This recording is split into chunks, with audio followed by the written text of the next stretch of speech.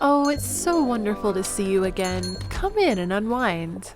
Welcome back to the Celestial Café, a podcast for the magical mind. So come, take a seat. Would you like something sweet? A star drop potion for the soul? Maybe an enchanted eclair as a treat? I just baked a batch of warm cookies with a dash of moonlight. I wonder what will happen if you take a little bite. Here is your bewitching beverage. Let each sip melt your worries away. It's time to open your mind. I wonder what magic awaits us today. Okay, and hello everybody, and welcome back to the Celestial Café podcast, a podcast for the magical mind. How's everybody doing? Welcome in. Hello. Hello. Welcome in, everyone. So I am one of your hosts, Hey Shady Lady, and I'm joined by the lovely Dukesley and Fuchsia, but we are missing one of our regular hosts today, Panthera the Feralwood Witch.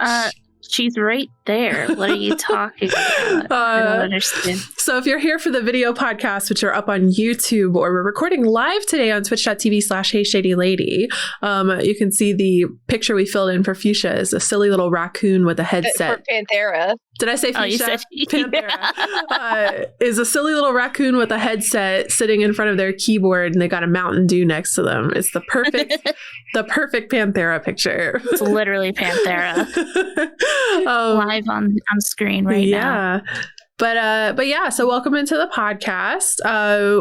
Today is a regular length episode, not a mini episode. We're talking about dreams and lucid dreams, astral projections, false awakenings, sleep paralysis, nightmares, daydreams, all of this liminal goodness. It's my favorite subject. I'm so excited. Yeah, this is a comfort zone for me. Yeah. This is not going to be a short episode. We're going to we're going to try to push it to 3 hours like early Celestial Cafe, but I'm sure you got a lot to say. Yeah. We'll have to cut it short because we do have a lot to say. Because I'm sleepy. Yeah. Oh God. True. Yeah, we were just discussing earlier. We are pretty exhausted today, but I think that's the perfect feeling to come into for a dream episode. Yeah. So before we get started, do we want to talk about our tasty beverages? Y'all know I'm sipping that Dr. Pepper.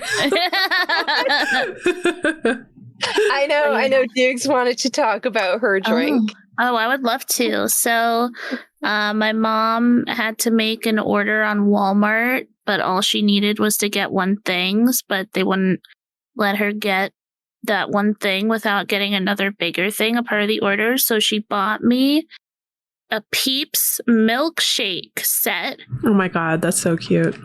And it is just like a marshmallow milkshake. And there's a bunch of sprinkles in it. Mm-hmm. That just sounds like pure sugar. It's kind of giving me a headache, but it's like a really nice, it's a nice headache, you know? It's one that is numbed by the delicious marshmallowy goodness that comes from the love of a Peep. This is the best time of the year for snacks. The Peeps everywhere. I'm a big Peep fan. Not sponsored. It's just there's a Pepsi Peeps out right now. Have you heard of this? There is. Okay, that actually sounds vile. It needs to be eradicated. It tastes like Pepsi cream soda, but it's got like an aftertaste. But it's like you had it. My brother got it. My brother's such a freak for getting like, he goes into the gas station and he sees some like Mountain Dew green neon flavor. Wait, that's the normal Mountain Dew. He sees some kind of like strange like nacho cheese Mountain Dew and he's like, I gotta try it. You know what I mean? Oh like, my God. Why would you say that? Nacho cheese Mountain Dew. Come on, let's give it a moly. Release it. I am the same. Like if I see something that is obviously like complete bizarre food combo, I have to try it. Oh God, I don't know what it is. I have to. I cannot rest until I had blueberry barbecue sauce once because it was just like, ew. Okay, that sounds interesting. That sounds interesting. Interesting is the best way to describe it. Honestly, it wasn't bad. It wasn't good. It was just very interesting. I am not adventurous with food, so I'll leave that all to you guys. I'll stick with my like mango barbecue sauce. So that sounds good. So blueberry barbecue sauce is like, okay, mango barbecue sauce is good, so maybe blueberry is. You never know. I don't know about that. But mango has that like little trop. Never mind. Okay, never mind. Let's continue. Yeah, what are you sipping on today, Fuchsia? I'm sipping on some Countess Grey tea that came in this very fancy tin that I got when I was in England. I have a bunch of tinned tea from when I was in England, and so this is like one of like the famous English brands. They serve the British monarchy and stuff. So I get some Countess Grey. And I haven't had it in years. It's just been sitting in my shelf. The best by date was 2017.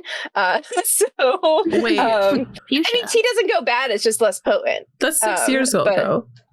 I know. It was a long time since I was in England. but does it taste good? Is it good? It's still, it tastes good. Yeah. Oh, so okay. So it's Countess Grey, so it's kind of like think Earl Grey, but not. I don't know. Like it has more, like it has like an orange spice to it. Oh, okay. So I love it. Not for me. It's good. So, I'm not really a big fan of like orange in tea, like citrusy tea. It's not orange flavored, but it's got like just a hint of it, and mostly in the scent. That's cool. I would drink 6-year-old Countess Grey tea. Honestly, I'm not judging because I'm I would too. Tea doesn't go bad. It doesn't rot. It just becomes less strong. So this is the Celestial Café podcast. If you would like to check us out and get some more information, find our social media links, support us on Patreon, we would love you forever. You can find us at celestialcafe.org. We also keep that updated with when our new episode is going to be airing, what it's going to be about, so you get a little bit of a sneak peek. And are y'all ready to talk about dreams? Yeah, I don't even know where to begin. I guess I don't either. Here, let's talk about. Did we dream last night? What's going on? About my dream last night. Oh, no, I can't. I started dream journaling 2 days ago again. Just because I woke up and it was already like trying to flip my sleep schedule I've been working on over the last week or so, and I was in bed. It was like 5 a.m. I wasn't ready to get out of bed yet, but I'd already slept for like 11 hours because the flipping of the sleep schedule was happening. And I was like, you know what? I'll just write my dream down. So I recorded my dream, and then the next day I recorded my dream again. And then the next day, which is today, I woke up and it was a degen dream where I was like, you know what? Some things are better left unrecorded. We don't need to write everything down. Yeah, that one will stay in the astral. That one needs to get repressed back into the subconscious. Whenever I get into these moments of like dream journaling and recording my dreams, and I start to become more and more lucid in my dreams and get a little bit more like able to surf around in the astral, there are moments where I'm just suddenly aware of like, oh, you know what? I don't want to remember this. I don't want to be conscious 24/7. Like I do like to just dissociate fully from reality and be unconscious and non-cohesive for 8 to 10 hours a day. Like that's nice. So, so I'll I intentionally sabotage my lucid dreaming and dream journaling because I don't want to, I repressed it for a reason. Sure. and I think that's healthy. I think that because I mean, reflecting upon dreams is definitely a potent form of shadow work to be able to reflect and sort of absolutely dive deep, and because there's just so many mirrors happening and we're not always ready to just dive into our abstract idealizations of the way that we walk through life through sleep. So it's crazy. You'll have abstract dreams. I dream about doing the dishes and cleaning the litter box. You're one of those. That's it. I don't have abstract dreams. Mine, I've noticed since dream journaling and since talking to other people about their dreams that I'm very focused on interpersonal relationships in my dreams more so than I don't want to say average, but that's definitely a primary focus of my dreams, and that's not necessarily true for everybody, because a lot of times it's oh yeah, I was dreaming about my old friends group from high school, or oh, I was dreaming about this this dynamic of my family, or I was dreaming about my ex, or I was dreaming about it's a lot of times it's real people I know, and then there's quite a few handfuls of I don't know these people at all, but in the dream that was my sister or that was my mom. But I woke up and I was like, that didn't look a thing like my mom. It definitely wasn't my mom. Yeah. And it's interesting because I think that sometimes our brain softens a lot of blows when it comes to stuff like that. But I also think that I wonder what's really working behind the scenes. Like if it sort of wants us to process these things in a more palatable way so that we can live a more comfortable life. And so, if I have a dream that involves my mom and I just had a fight with my mom and it makes someone who's not my mom in my dream, there's a lot of moms happening here. And I wonder if that's just like, oh, let me, allow you to process this radically. I had, back when I was like in my early 20s and I was going through all my psychedelics, I had my when I was going through major astral projection and lucid dreaming experiences. I had this dream one time where I was like false awakening into multiple layers of it. And I was like going around my house in my dream and interacting. Like every room I went in was my siblings, but they were different. So like one room was like all of us when we were like 10 and 12 years old. The other, I would go into the kitchen and then they were there again, but we were 20 and 22. You know what I mean? Like this was when I was with my ex from like a decade ago. And he was in the dream and I walk up to him in the dream after I'd gone through this room after room. And I was like telling my siblings and my parents in every room, like, you're not real. This is a dream. I'm dreaming right now. And they'd all just act like I was crazy.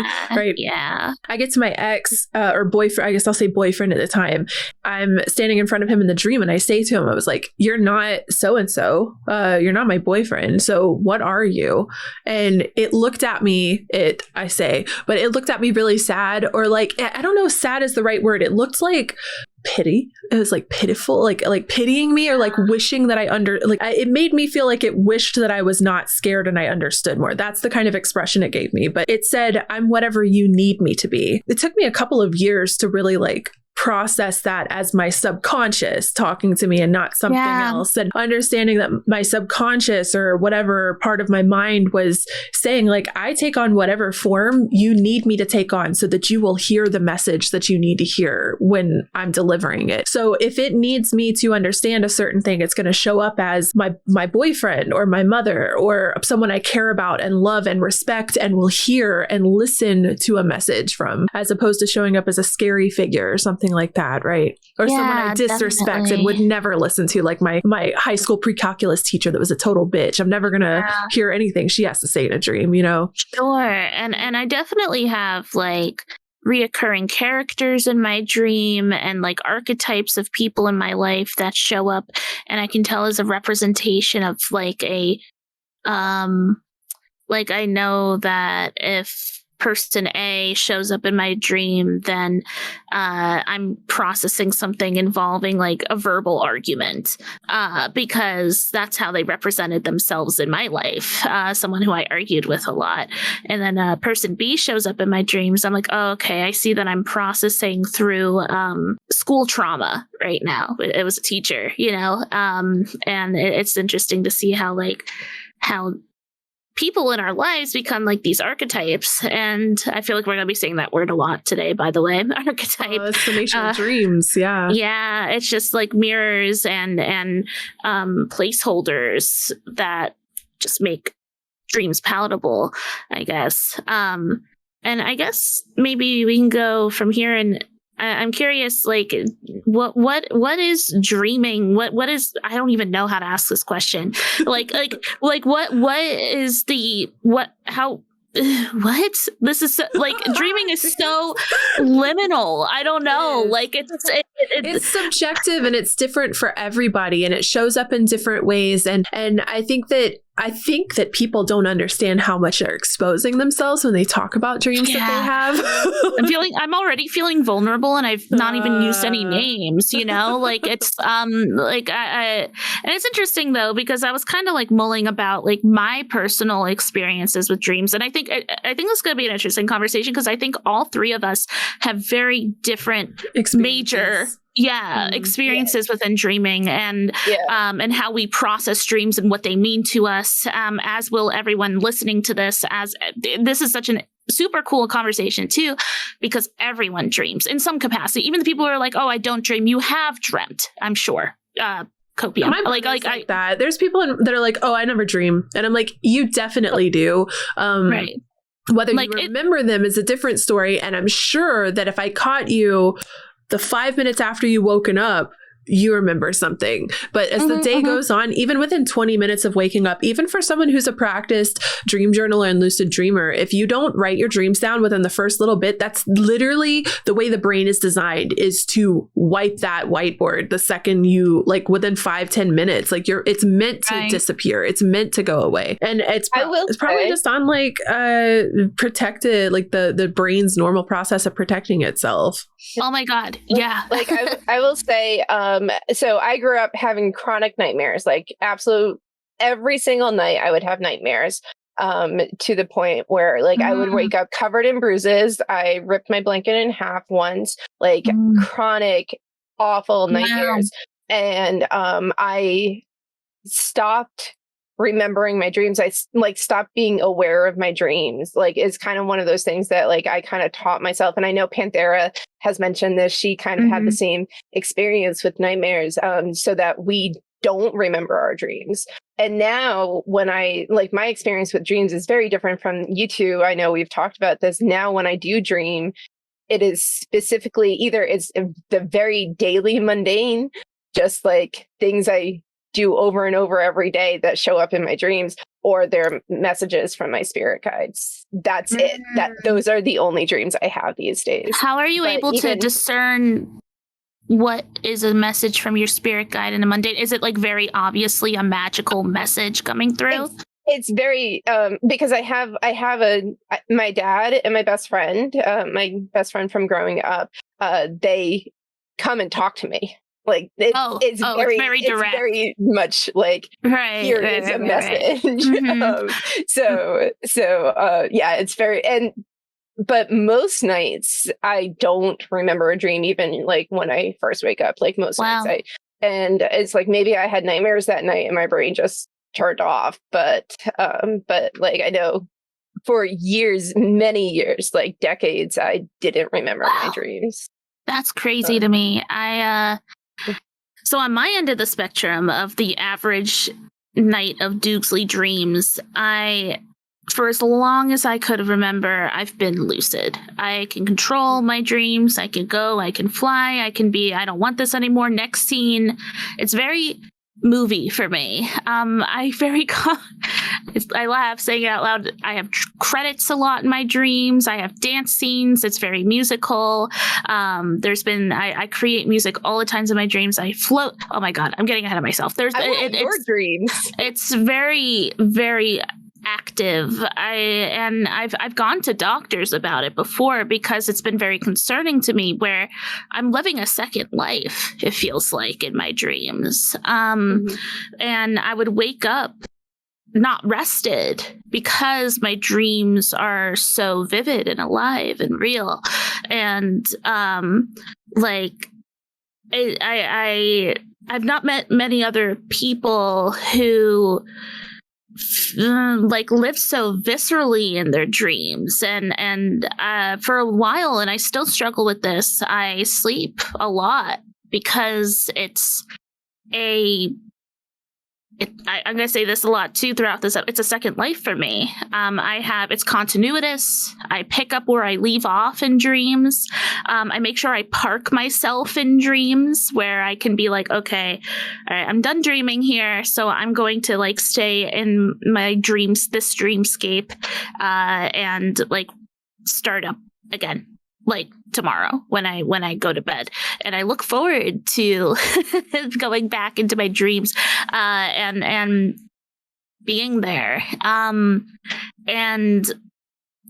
I don't know. And I think that another important thing to talk about here is daydreaming, which is very visceral for me too. I've been a maladaptive daydreamer for years and years and years. I act out my daydreams and I speak out loud.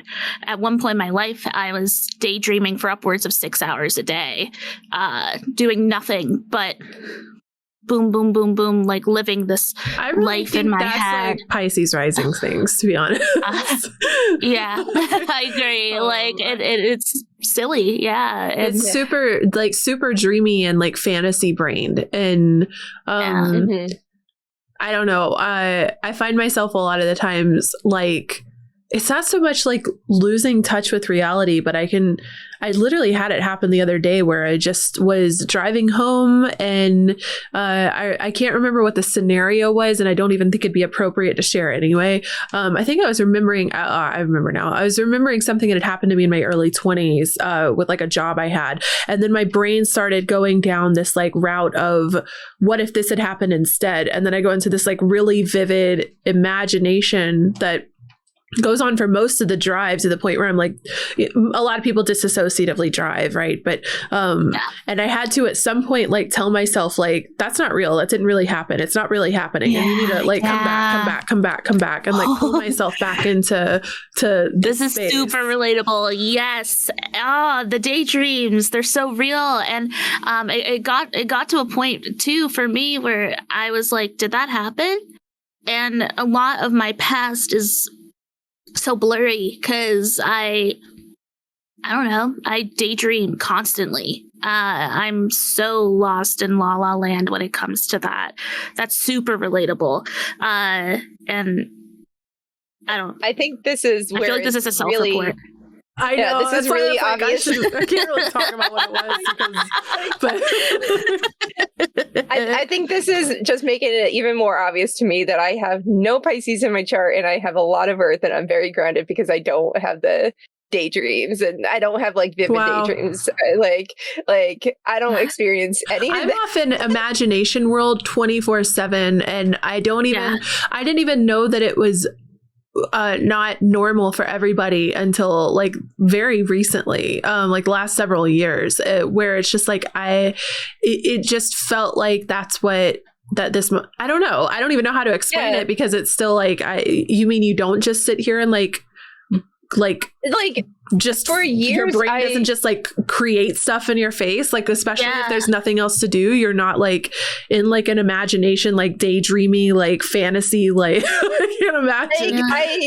I've always been aware of the trope of like the kid like sitting in class staring out the window daydreaming, but I thought that was just like a trope. I thought that was just like a metaphor, like they're so bored kind of thing, because I've never like, I am the anime protagonist. And it's not even so much that I'm like so bored. It's sometimes it happens even when I'm very stimulated, and sometimes it happens because I'm very stimulated. Yes. And like not to say that I mean I have an active imagination. I was a creative writing major. I just don't have that daydreams playing out in front of my eyes kind of thing. I have to physically like shake my, and I don't know if I mean that literally, but like the driving situation, they just go off and I can't stop them, and they have a life of their own, and I have no choice but to bear witness sometimes. And it's sort of like I was talking the other, like earlier, I forget if this was part of the recording or not now, but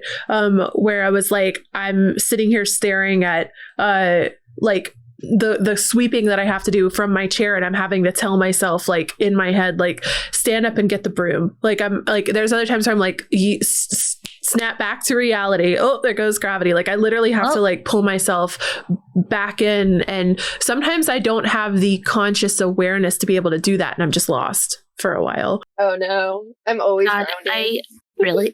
I'm kind of jealous. But like I also I have no air, so I'm always grounded. True, that's fair. Yeah, and like I don't know. I guess the next thing I want to ask about, I'm deeply curious. Is there any like consistent like dream motifs that any of you hold that come up regularly in your dream world? Give me an example of what you mean. So for me, a common dream motif is I have a health bar, I have an MP bar, and there's an overworld, and I travel from place to place through overworld, so I have video game motifs show up a lot, and have that sort of be a translation in my dreams where it's just... Dukes is the anime protagonist turned into a video game adaptation. Well, I got isekai'd. It's interesting because you're so immersed in video game culture in real life that's going to be how your brain interprets things to you. Yeah. And how like you kind of make sense of things. Yeah, It makes me think of how when I had like when I got vaccinated, I had the fever hallucinations, and my brain's first place to go was like math games and Wordle and stuff, because it's like how my brain anchors me is Sudoku and 2, 4, 2, 4, 8, like immediately multiplying by twos. That kind of like anchors me down and helps me. It's not even like, I don't think it's a matter of helping though. It's just how you understand things. And that was when you had COVID, right? I didn't have it. No, I was just vaccinated. Or no, you're vaccinated. I meant, and that shit knocked my ass out. I have never had fever like that ever in my life. And I will like the chills, teeth chattering, and I've never hallucinated from a fever, but this was straight up like hallucinations that were hearkening back to my days of acid. Straight up hallucinations. Like it was crazy.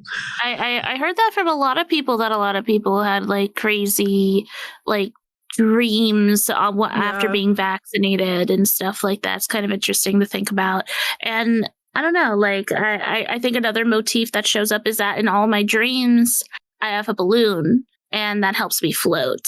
Kind of very Winnie the Pooh-esque. I don't remember the last time I had a dream without a balloon. So like it's just super continuous, you know, that these things just keep popping up and over and over and over again, and not necessarily like self-reporting wise, but like it's just, this is always like a vehicle for my dreams to help it become what they are. I guess a dream motif for me is flying. And it's changed throughout my life. It used to be that I was a couple of years ago, not even that long ago, it was like swimming through the air and struggling to get afloat, and like literally like straight up like froggy stroking or whatever you call it, and trying to get afloat, and I would barely like make like 2 or 3 feet off the ground.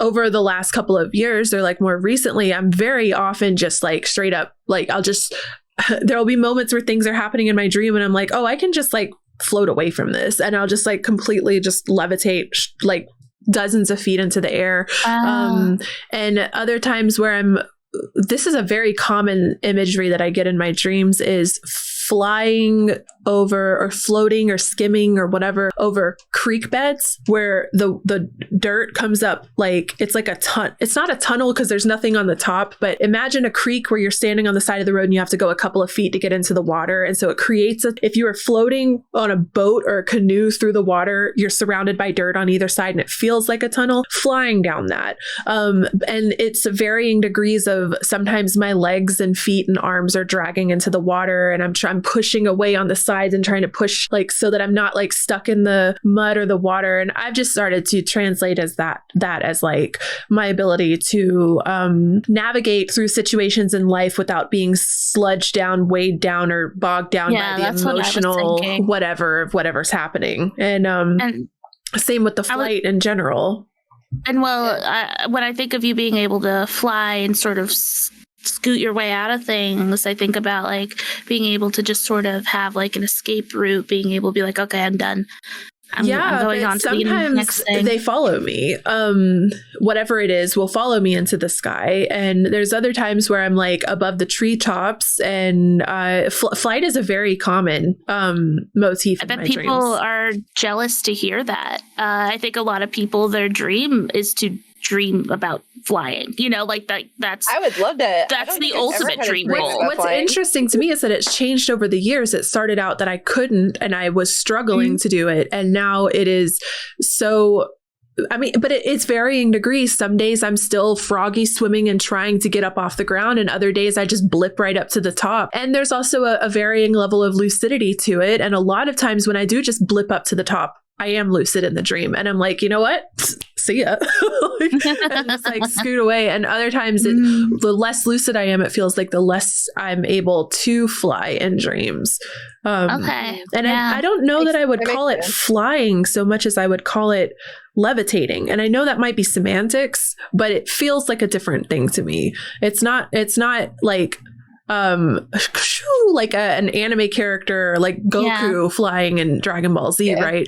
It's more just kind of like hovering up and like I become lighter than air. It sounds semantical, but it feels different. I don't remember the last time I've walked in a dream. I'm constantly floating. I have never flown in a dream or floated or anything. Yeah, like I said, I'm too grounded. You're too grounded. And you dream about things like washing dishes and stuff. Well, I was thinking about motifs because I don't have a lot of just like common dreams. So I was trying to think of like what motifs, if any, show up in my dreams. And the one which I think also speaks to me being very grounded, is the one motif that shows up a lot is dreaming of my childhood home. And like the setting being my childhood home. Like I love my childhood home. My dream is to own that home. That is like one of my dreams. And so I have a lot of dreams then, and it's often what happens is I dream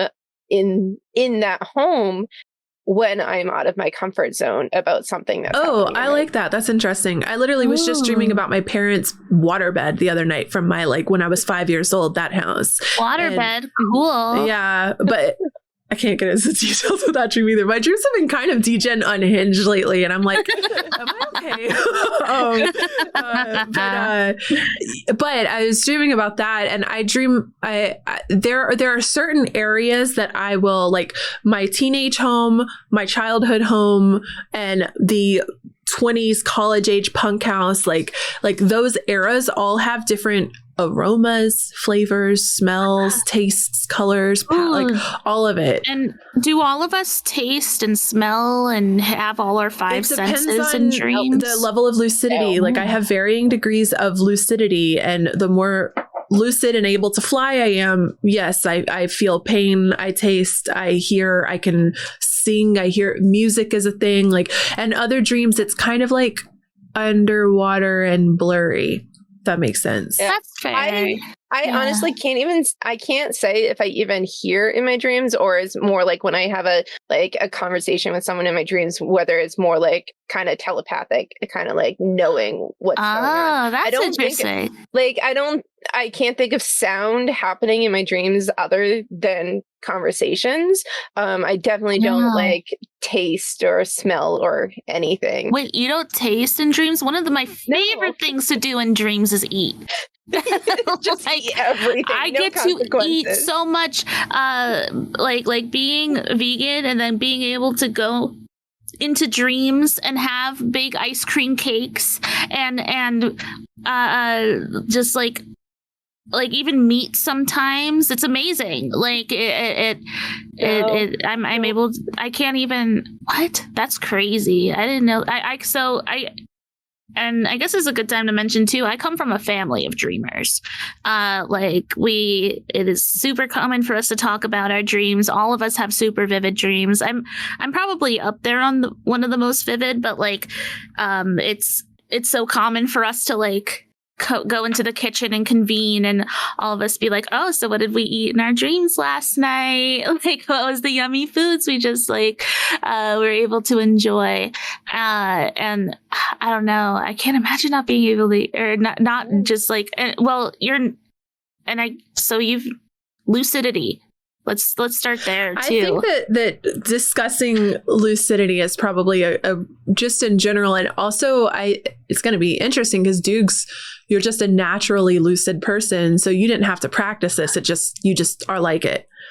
Yeah. So I can speak on the practice of how I got better at lucid dreaming and how that's changed for me over time. Because I see quite a bit of people in chat talking, and Fuchsia as well, like wanting to be more lucid, especially after Dukes is talking about like the ice cream cake and stuff. But just eating everything. So what is a lucid dream is a good spot to start. Just for those that may not know, although if you're in this realm, I imagine you do. But a lucid dream is when you are aware in the dream that you're dreaming, and this can allow you to change or alter or manipulate the dream. Not every lucid dream means that you change the dream. It's just kind of awareness that you're dreaming. And sometimes I think Dukes is like this, is lucid, but we'll just continue to observe it rather than changing it. Yeah, that's my favorite. I'm lucid. I'm going to say about 98% of the time in my dreams. And it very, very rarely do I wake up and I was like, whoa, that was weird. I'd say like a 40-60 split favoring non-lucid for me. And I think that is intentional because when I'm lucid, I remember so vividly and it's just too much trauma, dude. Like, get the fuck back there. I'm a solid 0.01%. Oh. I'm pretty confident in saying that. Wow. That's so interesting. So, the way that I have gotten better at being lucid in dreams, I think the very first thing that anybody will tell you and that I would also echo is you need to start remembering your dreams at all first. Yeah. So what this looks like is dream journaling. And people talk about this all the time. Even people that aren't witchy, dream journaling is a phrase that I've known of since I was like 10 or 12. And it wasn't even a witchy related thing. It was just like keeping a dream journal. There's notebooks that are sold at Barnes and Noble and stuff that are designed to be dream journals. And besides becoming lucid, it's a pretty cool therapeutic tool as well. Shadow work is a phrase that we use in this type of sphere, this niche. But I think that even in regular therapy, dream journaling would be useful for therapists to take a look at because they can even start to analyze long-term symbols and reoccurring themes and motifs and things like that, and can maybe apply that into your therapy and stuff too. But the way that I would recommend dream journaling, I won't say should, but the way that I would recommend dream journaling is within the first 10 minutes of waking up, write down what your dream was as much as you can remember and in as much detail. It's so easy to be lazy in the mornings with this and just write I was at my childhood house and my mom was yelling at me. But I was at my childhood house. I was my adult age. I was wearing this outfit. I was in this room of the house, but it was strange because the door was red instead of brown. And this person was with me. And I remember I tried to exit the door, but my foot got caught on the cover. The cover was blue.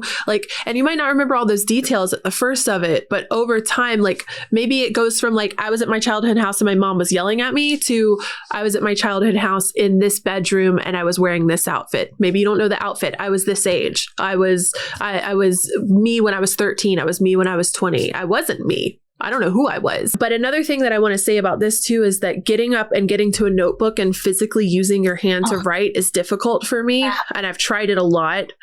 So what I do in this day of technology is I have an app on my phone, called Lucidity, I think, but there's a lot. Just go on your Play Store app or your Apple, whatever they call it on Apple phones. I don't know what's y'all store called. The app store. Yeah. Go on that and just search for a dream journal. But I have one that allows me. Even if it doesn't, you should have a voice to text. I use voice to text memos. Yeah, I voice record. I have a private Discord server I just keep for note taking for myself, and I have a channel that's just I use voice to text to write down my dreams as soon as I wake up. I was going to say the reason that I don't... And then I translate them. The reason that I don't like voice recording for me personally is because I'm really not ever going to re-listen to that. It's a lot of time and it's a lot of direct sensory, it takes a lot of concentration for me to listen to a recording of myself. But when it's a voice to text, which is what I use, I can just open it up and just glance through and pick up keywords, and I can tell really quickly, oh, here's pop keyword pop out. Oh, this is the one that was about this. I was at the grocery store, right? As compared to having to listen to 5 minutes of a recording to try to remember which dream it was. No, I don't record it. I just use voice to text too. Yeah, I do. Yeah, I'm the recorder. Yeah. Oh. And I think that for me, I think we're gonna get into this in a little bit too, but I don't really reflect upon my dreams very often, so that's why I just kind of record it. What do you do with the recording afterwards? What's the point in recording them? I just like to speak it aloud and sort of bring it into tangibility into my present day, and just kind of carry it with me until it's not relevant anymore. It just allows me to kind of sink deeper into just this area, my brain. And I don't do a lot of dream interpretation for myself and stuff like that. It's purely fun. For you, like speaking it helps you remember it kind of and carry it with you. So you don't need the actual act of writing it. I do speaking too, but for me, it's telling somebody about my dream as compared to like, I'm just know that I'm never going to listen to a recording of me talking about a dream from last summer. I never do. I think for the purpose of like dream journaling, I would recommend having a physically text-based recording of it to be able to, because for me, I feel like the point is to be able to analyze. Maybe it's just me coming up with my analysis. Maybe it's not for everybody. I like to analyze. So because of that, I like to be able to review as quickly and easily as possible. So if that's not a purpose for you, which it sounds like it isn't a focus for Dukes, then maybe that's not for you.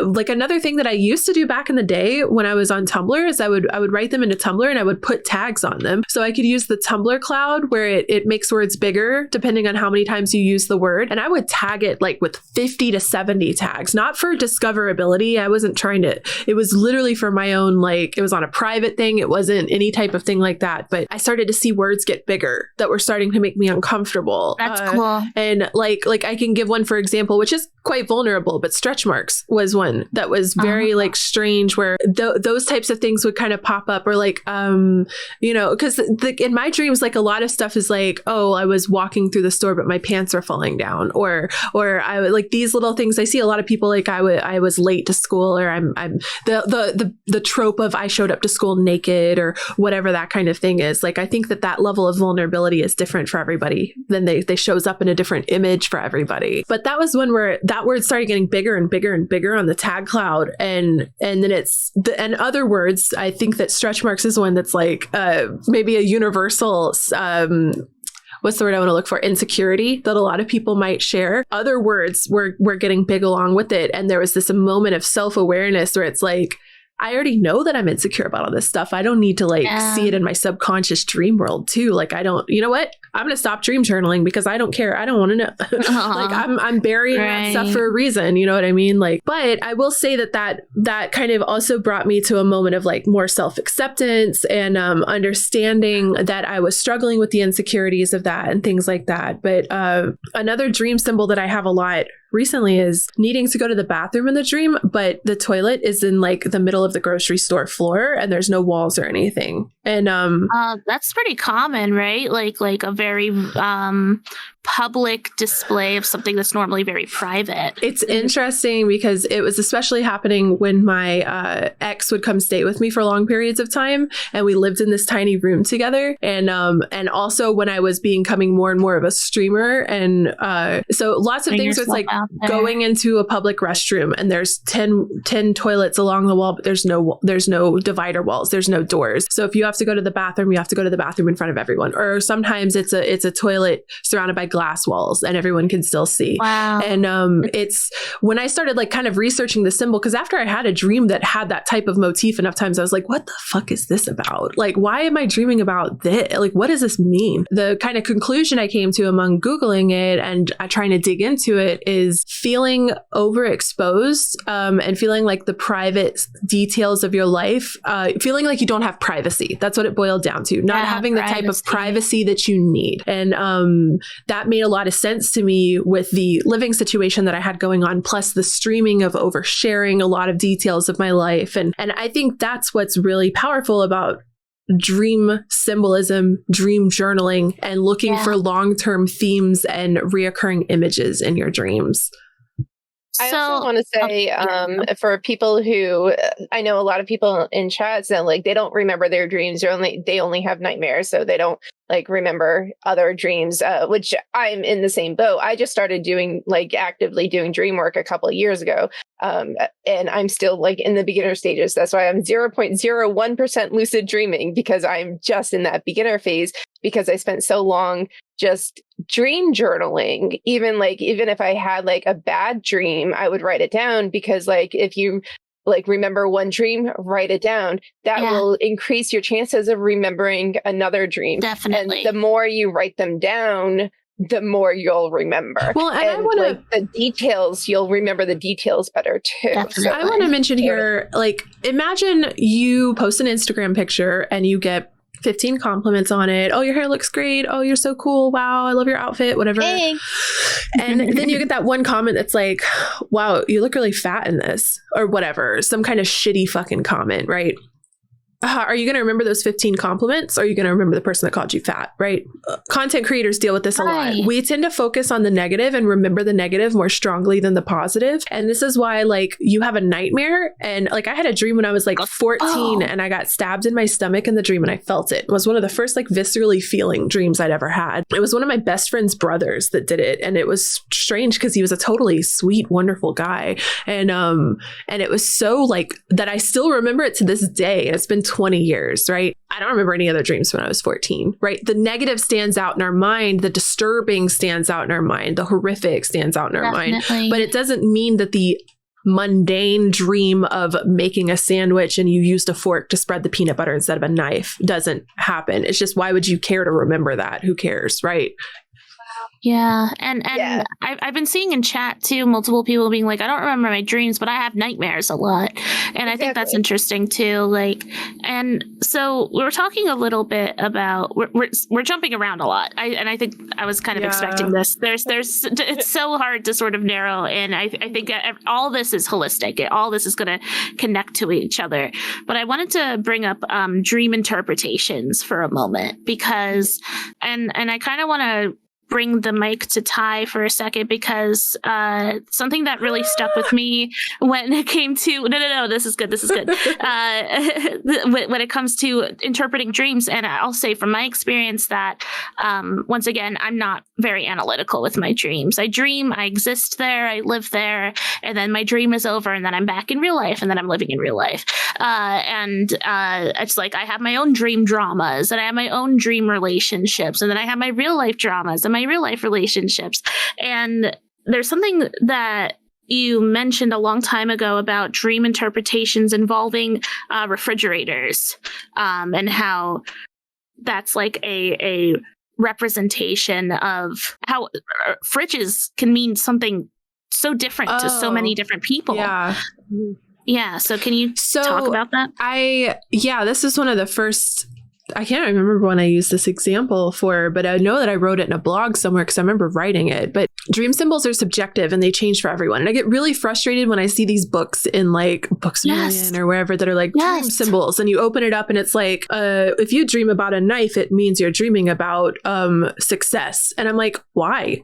Like, why would it mean that? And maybe it means that to you, person that wrote this book. But and I used the symbol that I could think of that felt like toilets could be this. So we could go into toilets too for this. But a refrigerator means something different to everybody, depending on your upbringing, your poverty levels, your experience with the world. So if you grew up in a wealthy house or a well-to-do house, maybe you had a maid, you know, your fridge is always like pristine condition. It's fully stocked. So the fridge would be a symbol of nourishment and fulfilling food, you know, satiating yourself and goodness, like fullness. And if you grew up like I did in an impoverished home with a very busy family that hardly ever cleaned, like, I don't want to say hardly ever cleaned, but there was a lot going on with a lot of children. And our fridge was like dirty a lot of the times and had next to no food in it. And the food that was in there was like leftovers from last week that might have started to go moldy or something, right? The fridge to me was a symbol when I was younger, not of like disappointment and emptiness. And I think disappointment's the best word. You open the door expecting something and you're met with nothing good, no good choices. And so the fridge would create the symbol of like disappointment or lack, anything like that. And you could even have one where it's like you have a really prominent memory as a child of reaching into the fridge and maybe there was some kind of accidental piece of broken glass or something. Maybe a knife was left on a plate and you slice your hand open when you reach into the fridge. And that's become a prominent memory that you have of fridges. So a refrigerator to you would be associated with pain and danger and surprise danger. Like it'd be similar to like opening opening the fridge and you see a snake in there or something. And that's not me. When I was so one of my really weird fears is mold. I am terrified of mold, and like I have a vivid memory of me when I was like a teenager, like pulling out some bread from the fridge and it was covered in mold, and me just like dropping it and screaming and running away. Like and so that's a vivid memory of the fridge for me. So somebody telling me that they like my mom literally was asking me to interpret her friend's dream the other night. She was like, she had this dream and that dream. Like I don't remember the specifics of it, and I actually don't even think it's appropriate to share online anyway. But those dreams are really not. But she was like, she had a dream that this happened to her, and I was like, okay, well, where was she in the dream? Whatever. Like what was the sitting? What was the setting? How did she feel about the person that did that? How did she feel about herself? And I can't just. Well, I had a dream that I was drinking a soda on the front porch last night. Okay, well, how did you feel about drinking a soda? Yeah. What house was it? Who was with you? Like, you can't just Google knife and you understand what your dream means. Like, it's not that simple. No, it's dream interpretation books are 99% of the time bullshit. Because what dreams, and when I see people like, oh, like I am a dream interpreter, the only way that they'd be good at it is if they ask a fuck ton of questions, you know, and then it's like, well, after answering all 20 questions about the Pepsi you were drinking, and you just told me your childhood trauma about when Pepsi was spilled on your head in 8th grade, and yeah, I guess that was a sign of this. Isolating this to you processing embarrassment. And there's so many. So like even the toilet thing that I was talking about, a public toilet, like I can already think like as a femme person, our bathrooms we have walls and we have doors, but like a men's restroom, the urinals are just out, right? And sometimes there's like a small divider wall, but I think that because of the way that I was raised and the bathrooms that I encountered, a toilet out in the middle of nowhere is very strange and definitely has implications, but for other people that might just be normal,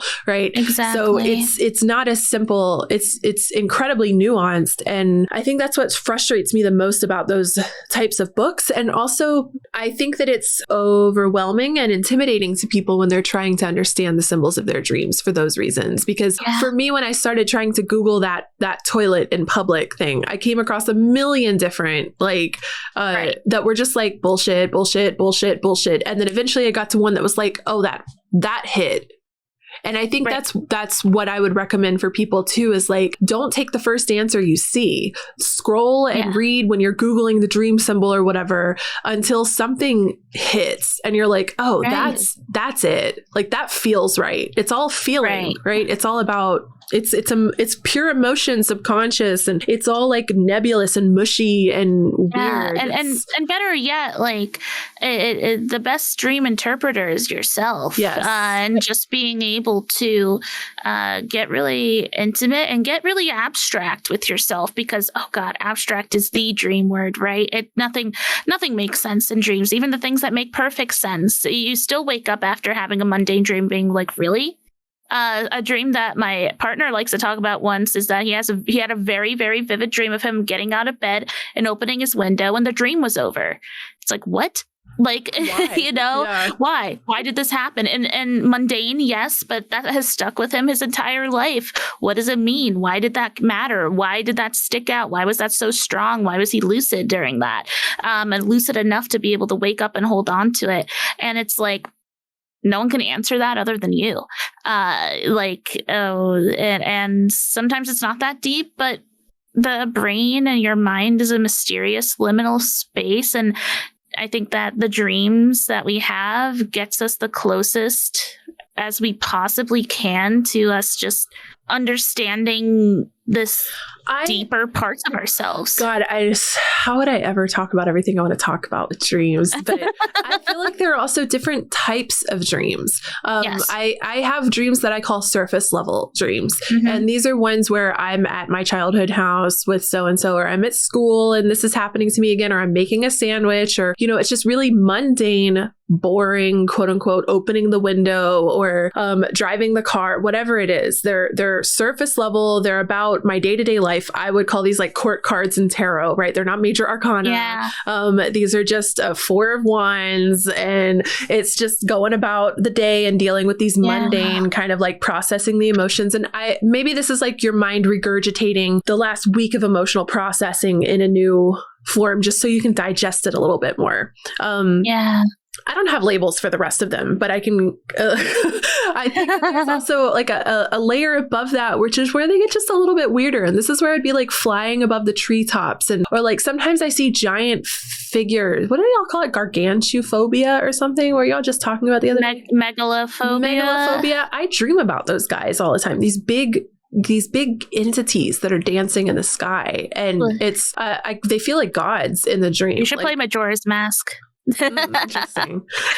But those are not mundane, and then there's other dreams where I feel like they're spiritual, like they're deep messages where there are you're talking to an entity, or there's a message coming through, like a deep soul message from a guide, or I've had a few that deeply changed me and were it's a lot like when I describe like my psychedelic experiences. These are some of the most real moments I've ever had in my life, and I was asleep, but they weren't a dream, because dreams are when I'm driving the car and all of a sudden my car is like driving sideways on the road, but it's still, or so, like dreams are dreams, and these other completely different experiences. And I think there's all types of different layers that happen. And I also think that this is where we get into like astral projection and going to the astral realm or whatever it is, like, and this is like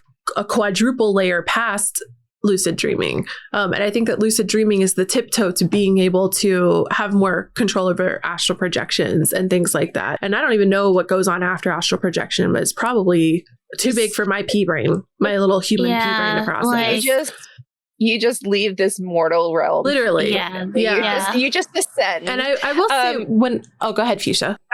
No, go. I was going to say when I was dealing with astral projection in my early 20s, I remember one of the questions that I was asking, and this was when I was first trying to do YouTube, like even before I was like, hey, shady lady. But I remember I had like a YouTube video where I was talking about the astral projection experience I had. And I was like afraid. And I still am like, that something could take my body if I'm out of it.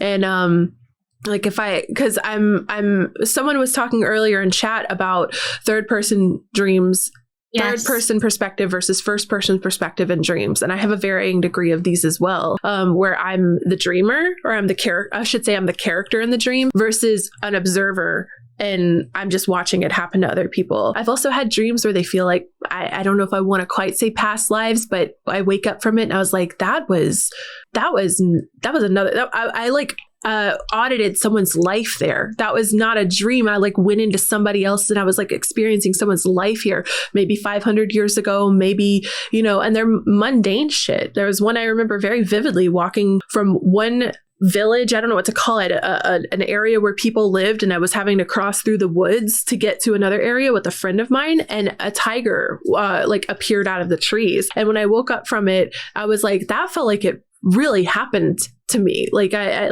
but it wasn't me in the dream. I was a different person in the dream. And I was like, was this like a past life memory or whatever? And that gets into a different area, but it was it felt mundane and it felt vivid at the same time. It's not mundane to see a tiger, but maybe this, like the way that it felt in the dream was like, this was a known danger of walking at night through these woods to get to the other, like, and it felt like me and the person that were traveling together, one was from this one and I was from this one, and we were like going from one house to the other or something. And I think that also with astral projection in particular, I've definitely astrally projected, whatever that means. Like once again, it's so funny. Like I don't know anything like logically about these things. There's no way to talk about this logically. It's it's just I did it ? And it's funny because I almost don't put that in the realm of dreams. I put that into like something else entirely, like that experience. I feel like it's directly related, but it's not like when you're talking to someone about dreams, it's like almost like y'all were talking in your unicorn episode where it was like almost taboo even in the witchy sphere to like believe in unicorns and like discuss unicorn magic. And sometimes that's how I feel about my out of body experiences and astral projection experiences too, where it's like, oh, y'all are looking at me like I'm full of shit right now. I think astral projection is like a close cousin to lucid dreaming, kind of. I think it's also like it helps to be good at lucid dreaming to astral project. It builds on the same core concepts and the same techniques of getting into that mind state, except that you specifically have to train yourself to get into that mind state. I think that as opposed to lucid dreaming, you are just aware. I think for a lot of people. Yeah, I agree. And I think it's also like with Dukes, I think some people just live astrally all the time and they had done nothing to unlock that. They're just built differently. And I keep saying Dukes is going to ascend after this lifetime. Well, and that could be part of it for sure. And it could also have to do with like old soul or whatever kind of thing, or done this a million times, or it could definitely have to do with that. But also, it's like maybe there's no logic to it. Like we're trying to apply logic to something that there might not be any logic to. But it's also interesting too, because I guess like where the logic lies is the shadow part, where it's like we are abstractively trying to comprehend the experiences that we mundanely embody in our waking life. And we try to sort of break it down in our sleep so that it becomes more palatable and more easily digestible. So therefore it ends up being this see me struggling here, this almost soothing, it becomes a part of us, and so we don't have to hold on to it. It's both a releasing and a holding at the same time, where like it's sort of like the scientific thing where like when we go to sleep is when we sort of process everything we learned that day. Yes. And that's what I think I would call a mundane surface level dream, is processing our daily mundane lives. The brain regurgitation and kind of rehashing it into weird symbols that might not seem like they make sense, but it's the brain kind of, it just feels like digesting it and whatever the word that I'm looking for is. What is it? Compartmentalizing all of our memories and experiences into different parts of our mind, just for our brain's health and our own mental survival. And there's other things that happen in REM state that I think are very spiritual in nature and are not just a scientific biochemical process of the brain. I think that there's multiple layers happening. Some of it is just biochemical brain go, delicious, I'm eating today's experiences. And then others where lucid dreaming, I think, is kind of like a gateway from the biochemical processing of the day that the brain is doing into the astral projection spiritual side of what REM sleep allows us to access. So I wanted to jump back to lucid dreaming being more spiritual than mundane dreams. And I think that's interesting because I guess I don't feel that way, because to me, I like the term gateway that I used better than calling lucid dreams spiritual. I think that they're a gateway to that space. Okay. I mean, I think so too. I think as a gateway, sure. Because like for me, my lucidity and my dreams, like it doesn't feel very spiritual. It's very... although my dreams are very fantastical and, I'm in the Upside Down arcade on planet Shlugob and I'm holding hands with a five-legged. In some ways, I think that speaks to your imagination and your the way I think that's so I think that we're talking about the same things, but when Duxley dreams, your dreams are crazy. Your dreams are Anschlugog or whatever, right? Yeah. And then when I'm dreaming, I'm in my I'm in my elementary school, but like that's just the way that that's our normal mundane dream space. You're very whimsical, like you're colorful, you're bright, you're vibrant, you're a little alien, right? And I think that is your surface level dreams. I think those are your normal dreams. I think that's your like lower level dreams. And my question to you is like, what do you do with your lucidity? Do you intentionally like control or pull the things out of the dream characters as to what they are? Do you manipulate the dream sphere? Do you talk to the dream characters and ask them what they represent? Do you like is there like when you say lucid, I guess I'm wondering what that actually means. Okay. So for me, lucid is I am in control at all times. I can dial the knob and be like, a little to the left. I don't really like the way that this character's looking. Or I don't like the direction that this dream is going. Start again. Let's do this again, but better this time. Okay, everyone. And then and then we start over fresh, or we go back 5 minutes, or we go, it's like, I don't care about this exposition. Let's go forward. And then I kind of scoot the dream along forward. By the way, all first person. I do have third person dreams, but it's usually first person. I'm usually pulling the strings. But a very common thing in my dream too is that all of a sudden I'll be in my dream and then it'll cut to someone who's watching my dream. And I'll kind of watch these two individuals sort of discuss what's happening. It's very meta. And then I'll be like, okay, enough of the analysis. Let's get back to the show. And that phrase right there, I think, is very telling. It's let's like the show must go on. Okay. I'm here to be entertained. I'm here to have fun. I'm here to live a second life. And just sort of let's jump in, back in.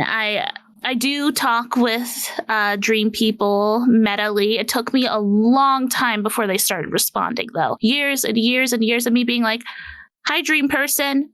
And they'd be like, they won't even say anything. Like, they won't even respond to the fact that I'm bringing it up that, like, hey, we're in a dream right now. They wouldn't even. Response from dream characters is to look at me like I'm crazy and then just go on like I didn't say anything. Yes, or that's very common. Yeah, for me too. So funny because that's what would happen in real life too. Like in waking life, if I was like, Dukes, you're not real, you're a dream character. You'd be like, if you say so, well, you're different. You're weird. You're different. But if I went up to like my mom and I was like, Mom, you're not real. You're a dream character. She would look at me like I was crazy and be like, quit being weird and go like get your food or whatever. And that's exactly how my dream characters react. And so that actually doesn't help me with my dissociative bullshit that I deal with, where it's like, and my struggle with discerning reality from fantasy, especially when I was practicing. I had this lucid dreaming book one time that was I don't know that I would recommend this, but I'm going to talk about it anyway. I think I've talked about it before, but it was a recommendation on how to become lucid in dreams. And so as you're falling asleep every night, you're supposed to chant to yourself or think to yourself or meditate as you're falling asleep. I'm about to wake up.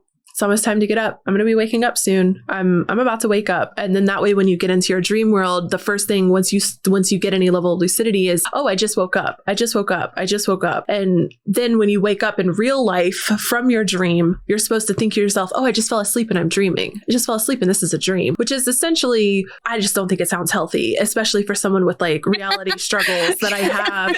If I were to tell myself that today it's a dream, I'm going to walk into traffic or some dumb shit. You know what I mean? Like, and that's the main reason that I stopped practicing with that book. And that was when I was having like astral projections, and it was also like right around my psychedelic area. I don't think that it's healthy for everyone. So I would definitely like caution people with that. But be discerning. It did kind of work. I was gonna say, I bet that would work. Like, except you have issues with dissociation. So, And I mean, the other day, even just as recently, and not to say that like mundane things don't really happen in my dreams. I am. This is something that I think happens with a lot of people who dream regularly. Is I have a lot of dream locations where things are a bit more normal there. I have a dream house. I have a dream mall. I have a dream McDonald's, which is really weird. There's a huge lava pit there. I hate going there because it's very dangerous and warm. But the other day, I dreamt that I was in my dream home, not here. It was actually my upstairs room where I grew up in. And I responded to a Discord message. And I thought I did it because it felt real. I thought it was real life. And then I realized I was a week late responding to a Discord message. And I was like, I'm so sorry. I thought I responded to you. And it's to sort of be able to drift in between the lucid. I guess this is a question, like what is something that you do when you're lucid in dreams? Like what is, because as coming from a point of not being lucid, like what is the first thing you want to do when you become lucid? It depends on what dream I'm having. There's times where I will become lucid in a dream and the first thing I do is wake myself up because it's a horrifying experience. I've heard that. I'm often knocked into lucidity by falling to my death, being in a car crash, dying in dreams, I guess, will make me lucid. And right before I'm about to experience something painful or traumatic, there's this just moment of like, do you wish to continue? Yes or no? No, wake up. Like, and that's pretty much my only experience with lucidity at this point, but I've just been working on it very recently. And there's other times where I want to manipulate the dream and I'm like, okay. And it's almost, these were like the early experiences of me when I was first starting to become lucid. I was like, whoa, wait a second. And then I'm like, and I change that person's hair color, or I like, okay, you're not holding a fork anymore, you're holding a spoon. And another later example, not much later, but there was a creature approaching me and I was scared of it. And I realized that it was going to attack and hurt me. And so I became lucid, and instead of like waking myself up, I was like, actually, I'm gonna beat this thing's ass. And I turned my hands into like Edward Scissorhands, and I just like beat this thing to death with like hands. It was like a weird, creepy, scary monster, if that makes it better. It was some like it needed to be killed. The underneath shit from Stranger Things, some Demogorgon shit. So I have some pretty disturbing dreams, but I also like an adrenaline junkie, I've been told, and I watch a lot of horror and I've seen a lot of like creepy things. So those things do manifest in my dreams too, and that sucks. But there's other types of lucidity where I will just this makes me think of Waking Life, which we never watched in Celestial Cafe. We should watch here in the next couple of days. I vote we watch it sometime. Night? Yeah, I vote we have a movie night this weekend for Waking Life in the Celestial Cafe Discord server. We'll drop the link in the Twitch chat. It's on our website at celestialcafe.org if you'd like to join. Oh, it'll be too late because this is going up on Monday. Well, we can do it next week. This is why you should catch the live streams. Yeah, and this is also why you should just already be in the Discord server. You get a notification of it. Also that. In Waking Life, he like there's moments where the main character, it's such an interesting movie because it's perfectly on topic for lucid dreaming because, oh man, he's floating in between dream and dream and dream and dream, and he'll just kind of hover, and sometimes he's there and sometimes he's not, sometimes it's third person and sometimes it's not.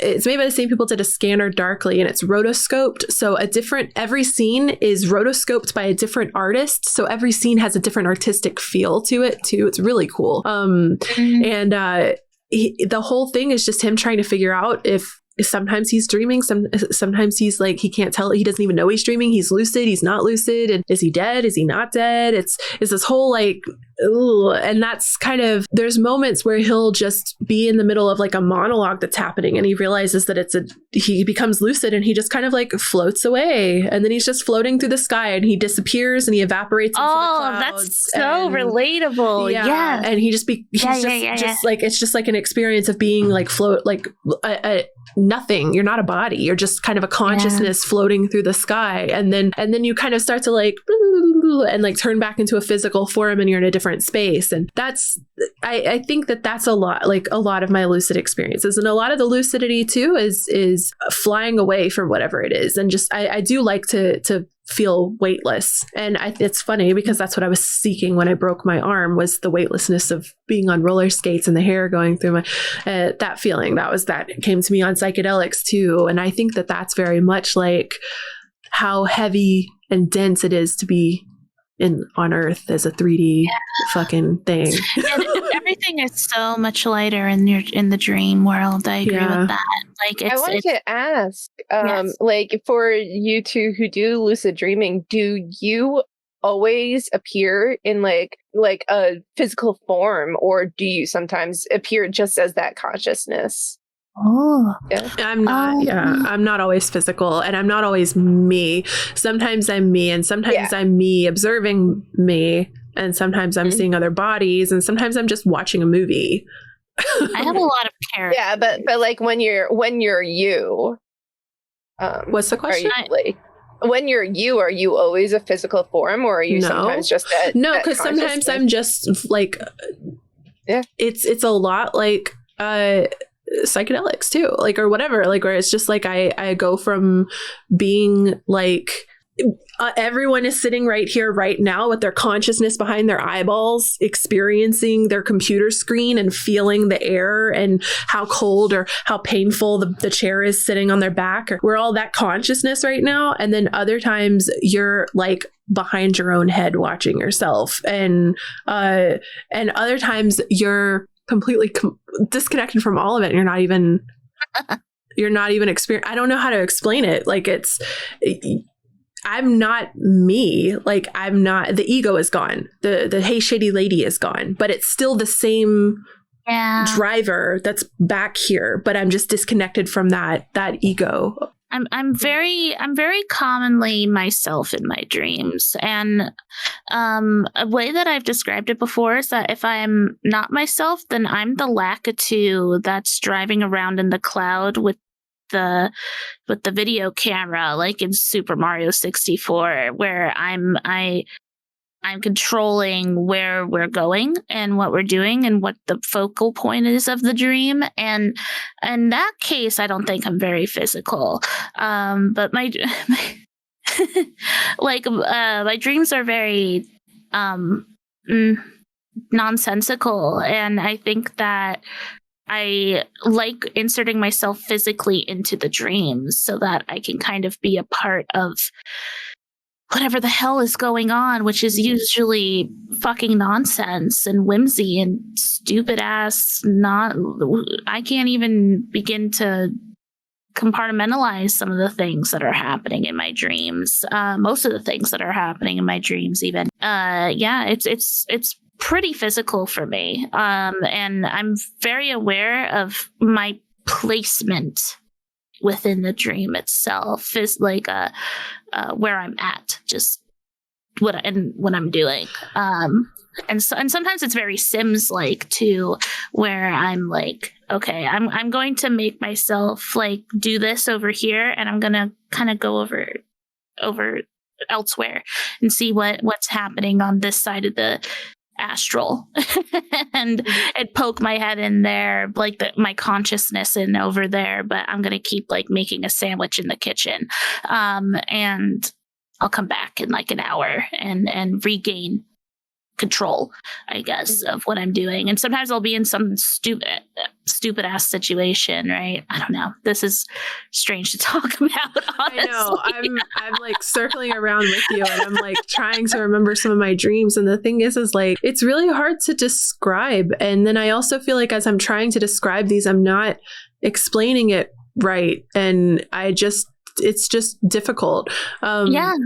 But I think that's the beauty of dreams, too. I think that dreams, like I keep coming back to, are ultimately representations of a lot of shit that we take in throughout the day but don't fully understand. And I think that dreams are our way of just like processing it through the body and the soul even. And like you were mentioning earlier, you mentioned past lives and stuff. And I definitely, that's probably the most spiritual I get with dreams is the feeling of I've done this before. I've been here before. I've done this dance before. Very, very viscerally in dreams where it's like, and it's lucid for me. So it's like, okay. Like, I've just definitely had communication with entities. Or I don't even know what to call it, but it's certain spaces that I've also hit in psychedelics too. And maybe that's affecting my experiences, and maybe I'm just crazy and it's not anything. Like maybe it's just, but there are some dreams, and I could count them on one hand, that are what I would call spiritual. And then there's dozens of dreams that are high. I don't know what to call it, but they're and I would probably imagine that there's some kind of new age graphic that explains the different dimensions or something. And I bet it's the different layers of dimensions. We're in the physical 3D realm. We're 4-dimensional because we're in time. And maybe the 5th dimension is like mundane dreams. I don't know. I'm bullshitting this right now, so don't fact check me on this. Like, I would guess, if I was trying to like categorize this, like 5th dimension, mundane level, 6th dimension, it gets a little weirder. 7th might be where astral projection, and 7th, 8th, 9th is maybe where entities and talking to like these higher archetypical, like larger than life entities would come in. That's kind of how I understand dream world.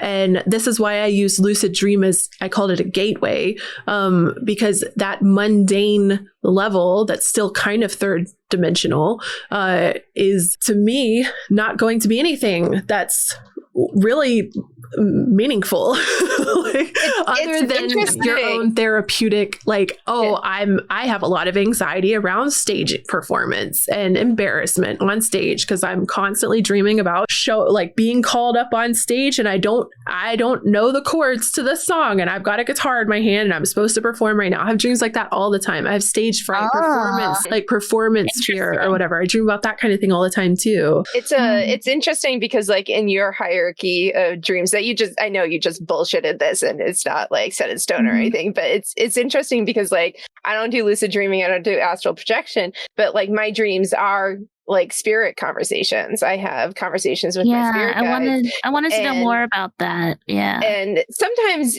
okay, so like a lot of the time it is my best friend or my dad. I've had some others, like my cat growing up, who was like one of my like spirit guides, one of my familiar. I've had my chacha, my great aunt. Like sometimes they show up, but most of the time it's my best friend or my dad. They often like are guiding me when I'm in tough spots in my life. Like they showed up a lot last summer, and then sometimes they are literally there to tell me the mundane stuff. And it's interesting because like someone questioned me. They were like, I don't believe that they're actual spirit guides. They're just coming and telling you what you subconsciously want to hear. I'm like, no, Jenna showed up and told me to get this thing for my resin that I had never heard of before. And then I woke up and looked it up, and it was a thing, and it's something I use for like my resin crafts now. And I was like, I've literally never heard of this thing before in my life. I was fairly new to resin. And I'm like, sometimes like that's how I know they're not just like my subconscious telling me things, because I've never heard of that before. But sometimes they tell me mundane stuff like that. And then sometimes they're like, they help me through like the hard times, and sometimes they're just like a comforting presence. Right. I haven't actually had like a tangible experience with them lately. And I mean, I'm dealing with a lot of sleep issues in general. I'm like in the middle of an insomnia cycle. But I also haven't been struggling with anything lately. So it's kind of like So it's good and bad because I'm like, I like to see them. Like, obviously, like I like to see my best friend. I like to see my dad. I don't think I've seen Jenna since her birthday in January, but they do usually like show up around their birthdays and around important days. And sometimes they just have these more spiritual messages. Like I learned a lot about paganism from my dad. So like sometimes they bring these spiritual messages, and sometimes they're just like, hey, get this paint pen. Like, you need this. And I'm just like, you'll need this on your journey. Interesting. They just gave you a quest. They're quest givers. But that's how they just gave me a fetch quest to go to Amazon. The Amazon fetch quest. Those are the best. So my mom and my Oma, those were the two. Those are the. I'm not gonna. Prophetic's a little strong, but they would have they have psychic dreams. So my Oma, she passed away many years ago. Very eclectic, strange woman. I say that with so much love in my heart. Ahead of her time, I think, regarding a lot of mindsets and belief systems. And the very famous one that's passed throughout my family is that, and of course, very long time ago, she back in the 50s, 60s. So there's no way to know whether or not this was actually going to happen. She would have dreams of a train coming to her, and those would be the days that mail would show up for her. Stuff like that would happen a lot. And she would have dreams about her son, my grandpa, and that would and he would have this very specific phrase he would say to her, and that would be the day he'd come and visit and stuff like that. And my mom, I guess that was passed down to her. My mom, she constantly has dreams with ancestors. Constantly, which is something I do not relate to at all. I'm having dreams with Bob from Bob's Burgers and Pikachu. And those are my, I dream of fictional people constantly. For example, very recently, my other Oma on my grandma's side of the family, came to her in a dream and was like, drink more water, Shotzi. That was her way to say sweetheart. Drink more water. And my mom's like, isn't that weird? So did you drink water? That was Oma. Oma told you to drink more water. You better, where's your fucking water bottle? And stuff like that. And she's not even I'm like, you realize how special this is, right? That Oma's constantly showing up, that keeping you hydrated. Yeah, and that your best friend is showing up. Her best friend passed away a few years ago, and he'll show up with his dog and stuff, and it's she says it so casually, and she's like, "That's strange." And it's no, listen to them. They're telling you something right now. I do have my specific spirit guides. I don't see them a lot, but I have specific. These live on my ancestor altar most of the time, but they're specific stuffed animals that my dad gave me this one when I was 3. It used to be very dark blue. It's for podcast listeners. It's a puppy with black spots, and it was blue, but it's very, very faded. And I have my Chacha Tilly gave me this one. It's a sprite from Rainbow Bright, and a rainbow Care Bear that Jetta gave me just a few years before she died. So if I specifically want a message from one of them, I will sleep with that stuffed animal. But other than that, for the most part, I let them come to me, and a lot of the time they don't need to. Sometimes they show up when I feel like I don't need them, and then they're like, "Yeah, you do." I'm like, "Oh, you're right." But for a lot of the time, I just let them come to me. It's great when they come to me without me asking, because I'm like, you're looking out for me. You're still keeping an eye and stuff. So I do have ways to call them if I need to. Yeah, that's cool too. And is that pretty? What word am I looking for here? It's pretty cause and effect most of the time. You do it and they show up, or is it more of a roll of the dice and it's more likely? I think there's only been a couple times where they didn't show up. Usually it was something that I didn't really need them. I just wanted them. You You just need a hug or something, right? They're like, we have other things to do. You can figure this shit out on your own. But I'm like, yeah, you're right. And that's part of the guidance. They're like, you don't need to rely on us. They had to go to someone else's stream that night. This conversation makes me think of a dream that my mom's told me about forever. I don't remember when her dad died, like in the timeline of life. It was definitely before I was born. But she had a dream one time that she was standing in her kitchen and the phone rang, and she picked up the phone and it was her dad. And she's a super duper daddy's girl, for context, and was completely heartbroken when he died. So phone rings and she picks up the phone off the wall. This is back in the days of the 80s with phones hanging on the wall with a little corded phone, right? And picks it up and he says, "Hey," whatever her pet name was for her, sweetheart, sweetie, what, he had some kind of special nickname for her and I don't remember what it was, but he says, "Hey," whatever, and he starts to say something else, and she cuts him off in the middle of the sentence, and she says, "No, daddy, you're dead." And he says, "I know, sweetie, but," and she says, "No, dad, you're dead." And it goes on like that with a back and forth between the two of them, where he's trying to say something and she keeps saying, "You're dead, you're dead." And then she like wakes up, and the next day she found out she was pregnant with me, and she swears that he was calling to tell her that. And it's interesting because I saw someone in chat talking about a Korean culture thing called conception dreams, where the parents or their family will have dreams where they realize it's a very specific and meaningful to the upcoming birth of the child or something like that. And my mom told me about that dream forever, and she had another one that had to do with aliens, and I don't remember that, but my mom's had a couple of like, I guess what we would call like psychic dreams or things out like that. Out of curiosity, do you remind your mom of her dad? Not that she's ever told me. Okay. I was curious if there was a connection there. From what I hear about him, we sound like we were both silly and whoa, silly mode. I guess probably like compared to the other children in the family, I'm probably the most like him. Yeah, from what I know of him, I don't really know much about him, right. But beyond what my mom has told me. But I don't know, you thinking I'm a reincarnation of him or something? I don't know what I was thinking. I was just curious.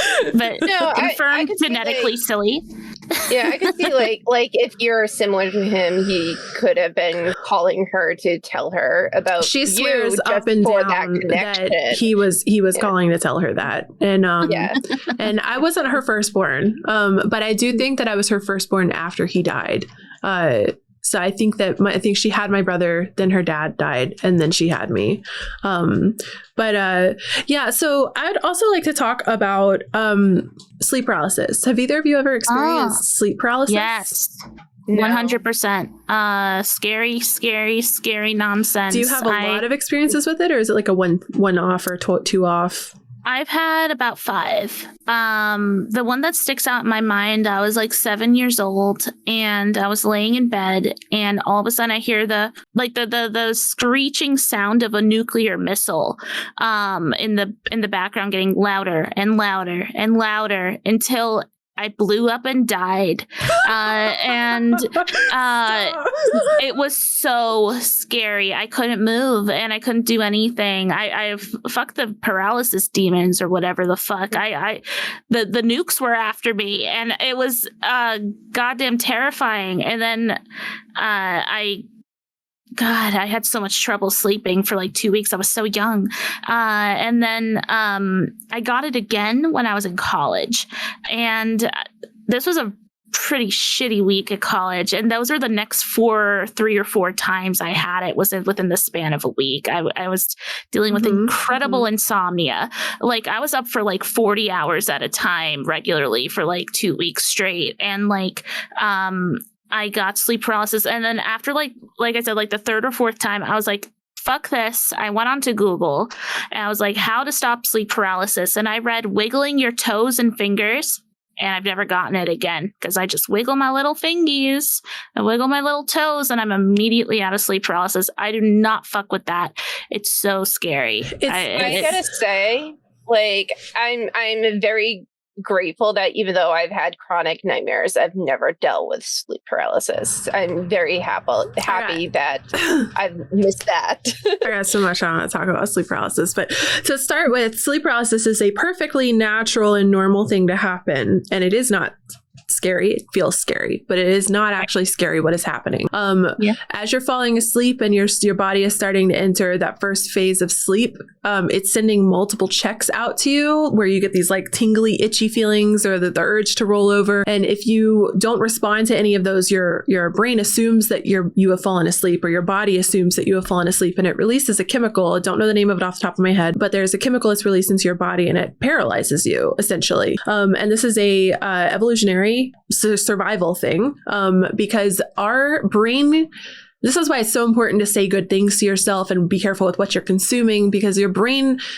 literally cannot tell the difference between fiction and reality. So when you're dreaming, the brain thinks it's really happening. When you're watching movies, your brain thinks it's really happening. That's why our fight or flight gets triggered. That's where you feel the adrenaline pumping and all this stuff. So when we go to sleep, to prevent us from, when we're dreaming about me walking through the forest and a tiger approaches, and then my response is to run away, to prevent my physical body from running away, we release a paralysis chemical. And this is why, at least for me, I have a lot of dreams where I try to hit someone and my hand feels like it's moving through molasses. It's moving through water. It's like just barely can like turn their face. There's no like satisfying slapping noise, because it's just, that's also the brain trying to interpret why the body isn't moving physically, right? All that boring shit out of the way. It is terrifying. The first time I experienced sleep paralysis, this also happened during like, I think a particularly bad like OCD episode of mine too, is like delusions and all that. And I'm going to skip all of that boring stuff, but there's a lot going on at the time that I was struggling with. And I had sleep paralysis for the first time, and it is one of the most vivid memories. It was absolutely terrifying. I couldn't move. And it is like your body is locked in place. And I think the scariest part for me about sleep paralysis is the feeling that I can't breathe. And that, because I have a lot of like breathing problems, phobias, as all of the stuff that I struggle with my breathing. Yeah, the weight is so heavy. The weight, because it's, again, you're meant to be in that state. That's the body like starting to protect itself from the dream sphere. So the first time I experienced it, I was trapped in it. And I remember screaming and nothing would come out. I remember just trying to convince myself, like, just reach your hand up. Because this is when I had a loft bed. So I was right by the ceiling of my room, and I share a wall with my brother. And I was like, just start banging on, like, can you just make noise and get your brother to come help you? Get somebody to come in here. Like, was to alert someone that this was happening to me. If you've ever seen A Haunting of Hill House, I think it's called, that Netflix series with the siblings, and the house is haunted, and half of the show takes place in the past, half of the show takes place in the present. It's one of the best depictions of sleep paralysis I've ever seen in media. But I remember trying to roll over to pick up my cell phone, and I remember watching it take like a year, it felt like, and just like slowly my hand was moving, and I finally grab my cell phone and I pick it up and I hold it up to my face, and then I blink. And when I open my eyes, nothing has changed. It was all a fucking hallucination. It was not real. And eventually I come out of it, and it is painful and strange, and it also feels a lot like psychedelics. And a lot of this does. I agree with that. Yeah, dragging myself out of it, and then I'm immediately just hysterically sobbing and calling my boyfriend at the time to like hold my hand through the phone and for an hour while I cope, because I'm terrified to try to fall back asleep because it's going to happen again. And the next night I had sleep paralysis again. But I turned it into astral projection, because I experienced it. It was my first time experiencing it. And then when I like was able to be conscious the next day and put my little logical brain on, I was like, oh, that was sleep paralysis. And it was funny because I had always said before, like, I've never had sleep paralysis before, and I'm so curious as to what it feels like. I want to experience it just so I know, because I'm an endlessly curious person. And then I experienced it, and I was like, oh, I never want to experience this again. This is the worst thing that's ever happened to me. And then the next night it happens again, and instead of panicking, I go, oh, this is like last night, I'm in sleep paralysis. I can just lucid dream right now. My body's asleep, but my brain isn't. This is great. And I sat up out of my body and I got out of my bed. And then I followed, it's a lucid dreaming practice or an astral projection practice that I've been practicing for years, but it's really hard to go into a lucid dream immediately upon falling asleep because it takes over an hour for your body to kick into REM. You have to go through a light sleep and then get into a deep sleep and then come back up into a REM cycle. So it takes well over an hour, sometimes up to 2 hours before you even get into REM cycle. So wake-induced lucid dreaming is a technique name, and it's actually not recommended for when you first fall asleep. You're supposed to wake yourself up intentionally in the middle of the night. If you can estimate when your REM cycles are right around then, get up and walk around for 20 minutes and then get back into bed and then practice a wake-induced lucid dream, which is intentionally willing yourself into sleep paralysis. It's a lot of mental discipline. It really is. I practice this regularly. It is very difficult, especially if you are not a disciplined person. Me. But that night that I had sleep paralysis, it was the practice that I've been listening to forever, which is by Susanna Is This a Dream on YouTube, one of my favorite lucid dreaming astral projection YouTubers. Guided meditations, I should say. She's guided meditations that she does is to let your body fall asleep. There's a specific phrase for like a meditation or hypnosis where you relax your body parts from your toes to your head. It's a very normal hypnosis practice. And so relax your body from head to toe or toe to head, and then imagine like a protective light around you. And then she specifically teaches in this one to sit up, but don't sit up using your body, sit up using the center of your forehead, to walk over to a table in your room or some surface in your room where there's objects on it, and find an object and pick it up in your like vivid imagination, right? And hold it, feel it, the weight of it, the texture, the temperature, and then put it back down. Pick up a second object and do it with the second object, put that down, and then walk over to the door in your room and push your hand on the door, feel the texture of the door, hold the door handle, don't turn it, just put your hand on the door handle, feel the weight, the temperature, the pressure of your hand on it, and then put your hand back on the door frame and push your hand through the door. And then when you cross through the door, you're wherever you want to be, whatever dream realm it takes you into, or whatever astral realm it takes you into. And that's exactly what I did the second night I had sleep paralysis. I've never had it work before that particular induction, I guess you would call it. And I had sleep paralysis that night, and I had a moment of panic, and then there was just this immediate like, hold up, it's okay, like get up, get out of your body, stand up. And again, I was in a loft bed, and I stood up and just put my feet on the ground because it's not real, and or it's not the physical world. And I walked over, and it was really weird because it was back when I had an altar in my room, and my altar was cluttercore to the extreme degree, just so much shit everywhere. But in the dream, or in this space, it wasn't a dream, in this thing that I was in, there was only one object on it, and it was this perfume bottle that I had gotten from a thrift store that looks like a prairie girl. She's got like a wide skirt, pink, and she's got like a little bun with a flower crown, and she's holding a bouquet of flowers. And it's one of those old ones that smells like shit. It smells like 1890s perfume. Okay. It smells like your great grandmother's perfume. But it was so cute that I bought it, and I kept it and I really like the female form. So it was on my altar, right? And that was the only thing there. Out of everything on my altar, that was the only thing there. And I picked it up and I put it back down, and I walked over to my door and I pushed my hand through the door, and I don't remember a goddamn thing after that. But I remember the feeling when I woke up from all of this the next day, and I knew I'd done some cool shit. I knew it, but I couldn't remember it. And this was probably 5 years ago, or so. And, I have sleep paralysis. I actually just had it the other night. And I panicked, because I haven't had it in about a year. So I had it happen like literally like 4 or 5 nights ago. When it happened, I couldn't get a deep breath, and that makes me panic right now. And I couldn't feel my arms and legs, and I started wiggling the ends of my appendages, and then I could feel the tingling. My arms would fall asleep. And then I just pushed and pulled until I could turn over. And so I panicked and pulled myself out of it instead of rolling with it. And I wish that I would roll with it when it happens, because it doesn't happen very often for me anymore. It's scary. So I don't blame you either.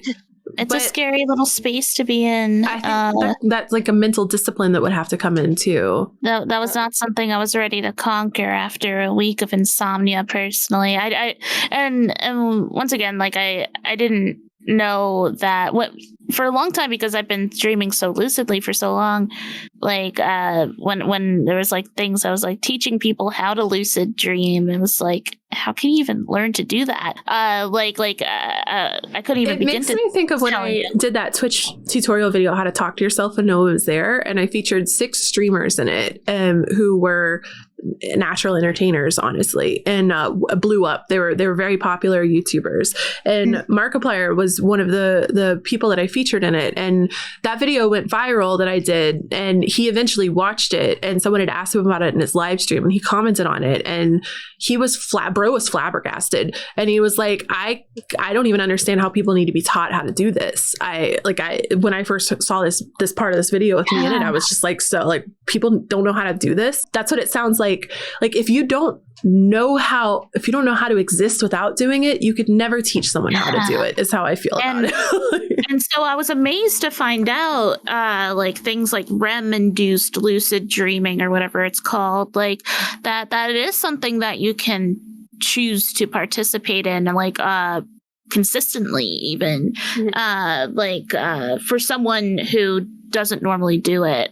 There's only been a few people that I've met like me, I guess, when it comes to dreaming. One of them being one of my partner's friends. And it was so refreshing to meet someone, and we were able to just sort of bounce back and forth and talk about like, and he described it in the same way. It's a second life. I am living a completely, like, it feels like I'm a fraud sometimes on Earth, because like I also have a very succinct, complicated, and weird, deeply magical dream life as well. Is there a dream me?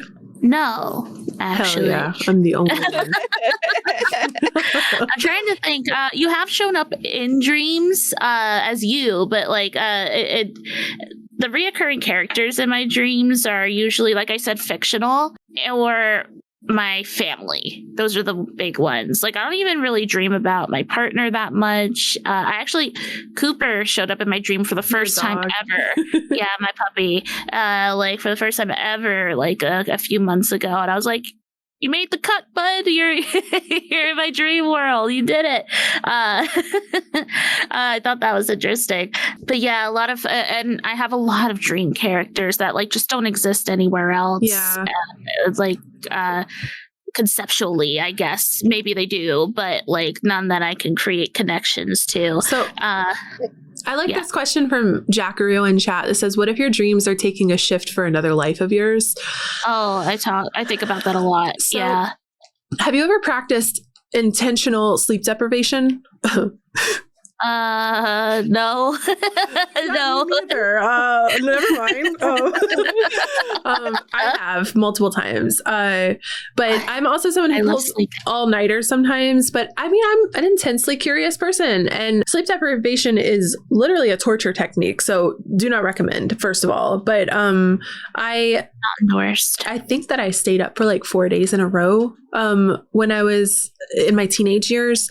And oh my God. Yeah, and I saw some wacky shit, but I also think it was imagination of a teenager. But when I reflect back on it, some of it was just like, shut the hell up. And other parts I was like, nah, that shit was kind of fucking weird. And I've had moments in my adult years where I've been up for going over 2 days in a row. And I was thinking about this earlier in the conversation, where the longer you stay awake, the stranger reality becomes. And I don't know how to quite describe it, but it just stops feeling real.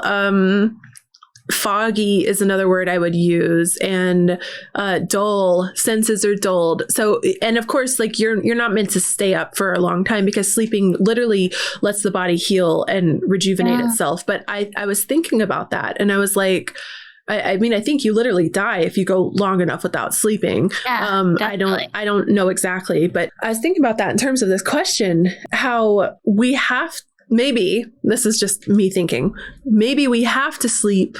And I don't even know how to phrase what I'm trying to phrase here, but to, how do I say it? I don't know how to say it, but if you don't sleep, then your battery runs out here. And I don't even mean in terms of physical dying. I mean, like Jack has said, it's a trade-off. You have to go live in another realm so that this like soul or consciousness can recharge or something like that. And the longer you go without sleeping, the more that's like depleted here. Because like the longer I stay awake, the less I feel like myself, and or like I really don't know how to put it into words, but I think that it's an interesting concept to think about how we literally are forced to lose consciousness from this reality. And then this brings into like the derealization of like, I can't prove that any of y'all are actually real. And this is where I get real loopy, but I can't prove any of y'all are real, but I have to tap out of this universe X amount of times a week, or, you know, every X amount of hours.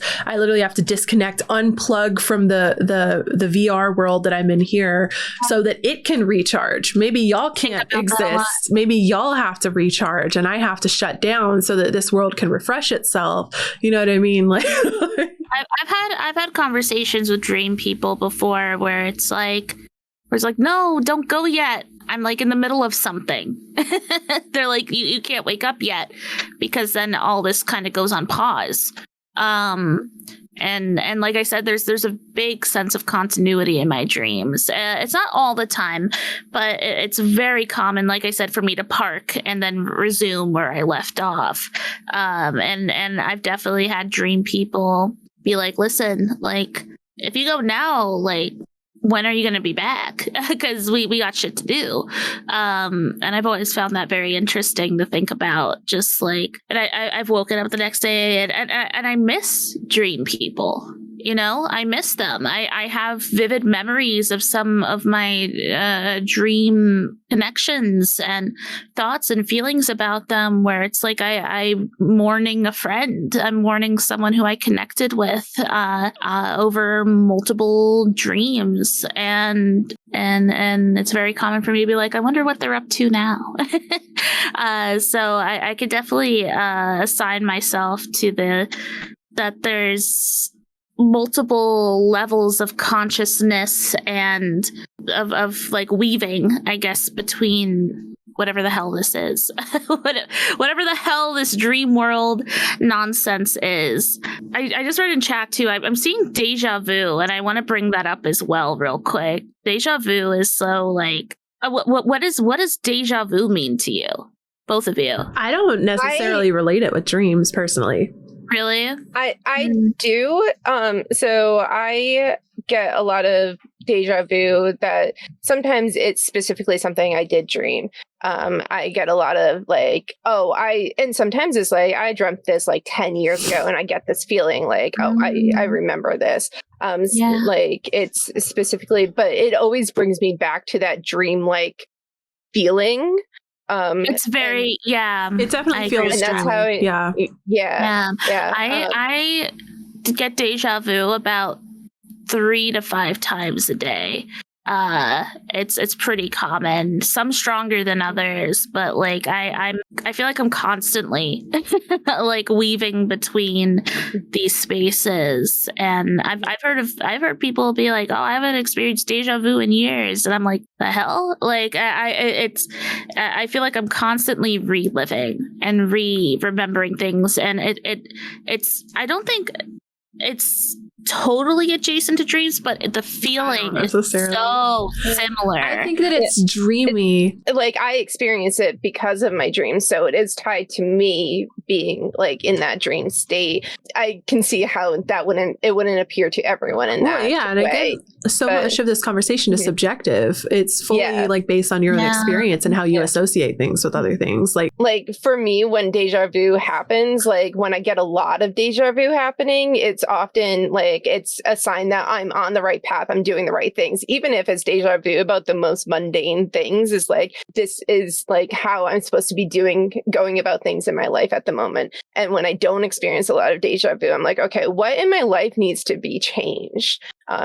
To like what needs to be adjusted so that I'm on the right path. And like every single time I don't experience a lot of deja vu, I'm like, okay, this isn't the path I'm supposed to be on. Let's sit down and analyze. So it's almost like synchronicities to you, where if you're not seeing like what feels like messages pop up, then it feels like, how do I get myself aligned better? Kind of. Like, and it's happened, like that's how I came to interpret it, because that's how it started showing up when things were how I was supposed to be doing things. Like when it started showing up, like when I started exploring my spiritual path, when I started going to school for being a librarian, like it showed up a lot at these moments when I felt like everything in my life was on the right path. And then it doesn't show up when I know something's wrong, or in hindsight, I figured out something was wrong. That's interesting. Yeah. For me, deja vu happens all like chronically. But it's always just like, bruh, why am I feeling deja vu right now? And there's never an answer to why, but I don't know that I could certainly see deja vu happening because you've dreamed about something similar to it before or something like that. But for me, deja vu feels a little more, I guess, like more in terms of a simulation. Oh, I've played this video game before. Or I've seen this scene already. Or like that's how I feel. That phrase right there. Where I think that you've got to catch me on every day I have a different philosophy about existence, but there's sometimes where I feel like we live the same life over and over again until we get it, quote, right. And so it's almost like what's that movie that came out that just won all those Oscars? Everything Everywhere All at Once. Everything Everywhere All at Once, which I haven't seen, but from what I understand, it's all of these different dimensions merging into one. And this character is seeing all of the different versions of herself, and a lot of shows tackle this kind of topic with like multiple dimension theory and parallel universes. Yeah, and there's like literally an infinite possibility of parallel universes. There's a parallel universe where we're having the same conversation, but I have blue hair, or I broke my right arm instead of my left arm, or I died when I was 2, or this is butterfly effect kind of thing. But and we're still having this conversation with you. Amazing. But there's literally anything that can happen does happen in a universe somewhere. And that's what the singularity is all of these different dimensions folding in on each other and becoming one experience, which is where we would come back to our individual blah, blah, blah. Anyway, sometimes I think that deja vu is different parts of that winking through at us. Like maybe a different version of me is doing the exact same thing at the exact same time. And we just kind of have a little wrinkle in time moment where we're both like connecting to each other, or all 3 of us or all 20 of us. This is a moment that no matter what choices you make in the video game, everybody has to go through this cutscene. You know what I mean? And that's how I feel about my mundane dreams sometimes, is like linking into another like parallel universe and like getting a glimpse of that life. Yeah, I've thought about parallel universes a lot. I love parallel universes. and like I think about time a lot in dreams too, where it's like, the timelines maybe is a better term, where it's like, and I'm of the belief that like everything is happening everywhere all at once, you know, and it's not like a straight line. It's like a tapestry of weaving in and out. And I always wonder if this is actually happening somewhere else, far, far away out of my consciousness, and I'm just sort of tapping into it. I thought that was going to be the end of your... I always wonder if this is happening, and I was like, relatable. Full stop. Full stop. True, though. Yeah, I think that we've been chatting quite a long time about all this, and I'm sure it's true. And I said we weren't going to go long, but this is literally my favorite subject. So, and there's the other thing that's like difficult about this topic is like maybe we should have picked one subtopic to focus on, but I know. But there's just so many different areas to go with. So I don't know if you're listening to this conversation and your curiosity is still piqued, or you want to hear us dive into something in more detail, we could always do a mini episode to follow up on stuff. I think Fuchsia wanted to talk more about prophetic dreams, for example. Yeah. So we could always do follow-ups on this. I would love to do, I was really finding myself wanting to do like a directional, like how to lucid dream better. That's something I could also just cover on my own blog, but I think that a mini episode on specifically on like lucid dreaming practices, like the wild technique that I talked about earlier and things like that, I think could be their own kind of follow-up. So let us know on social media or in the Discord, like we talked about earlier. All of our links are on celestialcafe.org. And yeah, thank you all so much for listening. Y'all have any final thoughts? I loved hearing about your two experiences with lucid dreaming and astral projection, and realizing how, in comparison, boring my dreams are. Not boring, but like more, but like they serve a different purpose. Yes. And they're much more grounded. And I'm just like so envious of your dream experiences. And also, you had me almost sold on taking psychedelics to experience this dream thing until you get to the sleep paralysis. Well, until you get to the sleep paralysis. Psychedelics is a whole other conversation, but I'm totally down to. But I actually do. I guess I would say that psychedelics altered my dream state, because the dreams that I had prior to psychedelics versus after totally different. And the level of don't lucidity, do drugs, kids. Or do. No, but don't. But don't. But don't.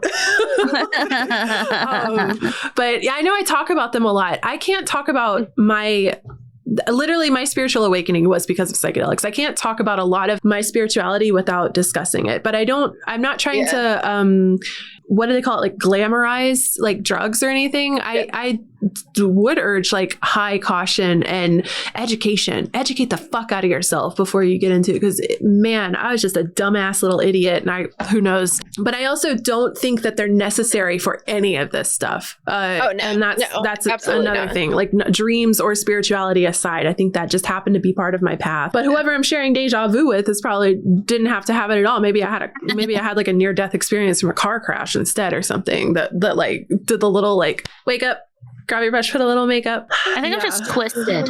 I think I'm just sick in the head. I think that some people are more psychically inclined than others, and I think that you just have a natural gift.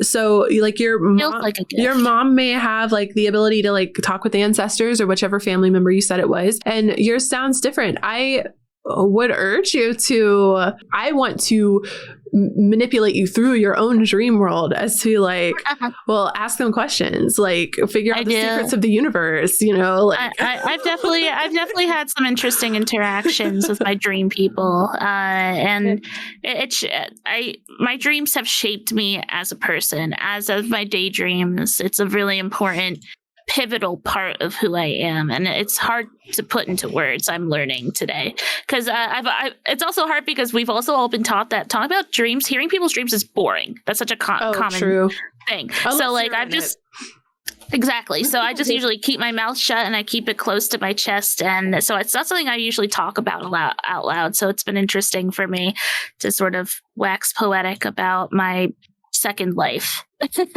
Yeah, it was fascinating. Cool. I know Shady used to have a dream channel like in Discord, and people would post their dreams, and then I was like, all right, hold up.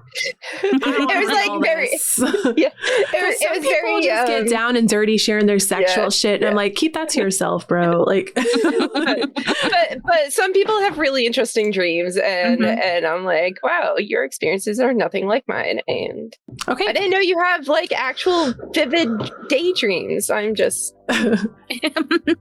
out. The curse of being an earth sign. It's okay.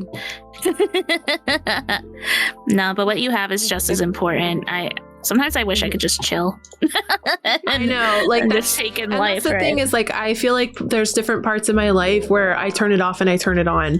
Like right now, I'm getting curious and dream journaling again. But catch me in 6 months, and I'm gonna be like, "Yo, I don't need to know anything about my subconscious because I'm barely functioning in the physical world. And if I have to start processing my subconscious energy, I'm just gonna straight up cease to exist because I'm gonna get so overwhelmed with my. You're gonna get lost in the sauce. I'm gonna get lost in the sauce. I'm gonna float away. I'm gonna get too disassociated. Yeah. So yeah. Thank you all so much for hanging out with us tonight and chilling while we talk about dreams. If you got any questions, let us know. We'll follow up on it. But yeah, I guess I hope y'all have a good night, and we'll see you in the next episode of Celestial Cafe. Got a Discord for movie night. Yeah. Oh yeah, true. Bye. Bye.